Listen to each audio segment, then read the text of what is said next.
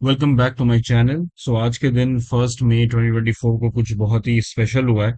और हुआ यह है कि रामचंद्र गुहा ने एक अच्छा सा ट्वीट किया है। We all know Ramachandra Guha, he is a woke liberal who is basically an Islamist who will stand up for every anti Hindu rhetoric every day every fucking time. उसने लिखा है कि in 50 years of observing Indian elections I have never seen such wild and hate filled rhetoric.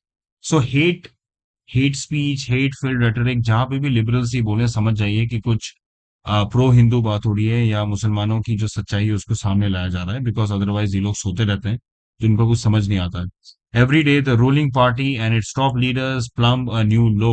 Very good.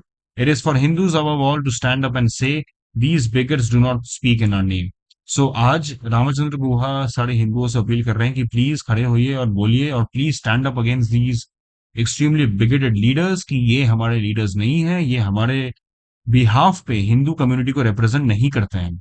आज रामचंद्र गुहा को Hinduism और ये सब कुछ बहुत याद आ रहा है ना। इनके कुछ पास्ट के कारनामे अगर हम देखेंगे ना तो हमको समझ में आएगा कि ये कितने बड़े हिंदू हैं, है ना। लेकिन जब ये गोवा में जाके ओपनली ये सोशल मीडिया में पोस्ट करते हैं कि I decided to eat beef in celebration, है ना, तब उस समय उनको याद नहीं आता है कि हमको थोड़ा सा डिवोट हिंदू बनना है। लेकिन आज जब हिंदू जाग रहा है, तब जब हिंदू सेंसिबिलिटीज, हिंदू आइडेंटिटी जाग रही है, पुनर्जागृत हो रही है, तब इनको बड़ी दिक्कत हो रही है कि नहीं यार, ऐसे कैसे हो सकता है। ऐसे तो फिर आइडिया ऑफ इंडिया खत्म हो जाएगा। ऐसे तो वो नेहरूवियन सेकुलर कंसेंसस जो हमने बनाया था 50 सालों में, वो सब खत्म हो जाएगा।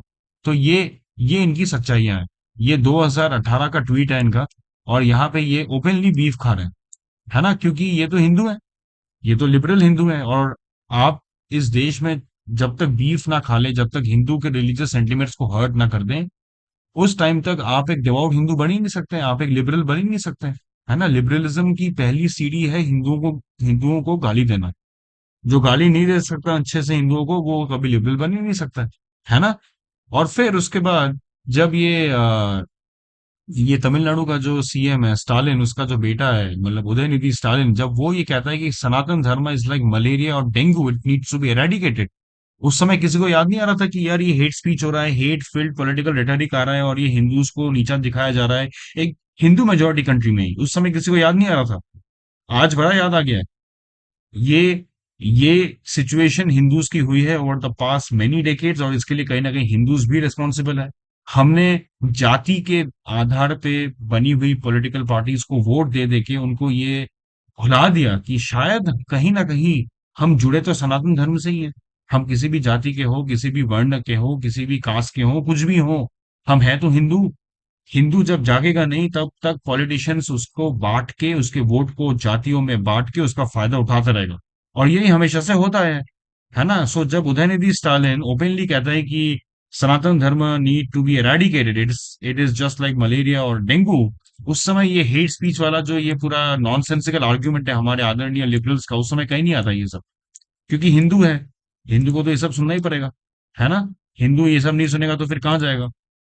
तो एक हिंदू मेजोरिटी कंट्री में it is very appropriate to abuse Hindus. लेकिन कुछ भी पॉलिटिकली इनकरेक्ट बात आप बोल दो, पॉलिटिकली इनकन्वीनियंट बात आप बोल दो, बस hate speech, hate speech, hate speech शुरू हो जाएगा। This is what is happening in our country today. और हिंदूज अगर नहीं जागेंगे तो ये और भी बढ़ता रहेगा। Please vote wisely. आने वाले जितने भी फेजेस बचे हैं हमारे लोकसभा इलेक्शंस के 2024 के, प्लीज बाहर जाइए अगर आप हिंदू हैं तो, and won't like a Hindu, won't like a Hindu.